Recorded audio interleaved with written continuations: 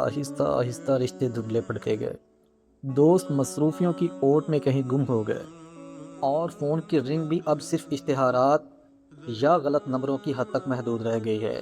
زندگی ایک ایسے موڑ پر آ کھڑی ہوئی جہاں دروازہ تو ہر روز کھلتا ہے، مگر اندر کوئی داخل نہیں ہوتا۔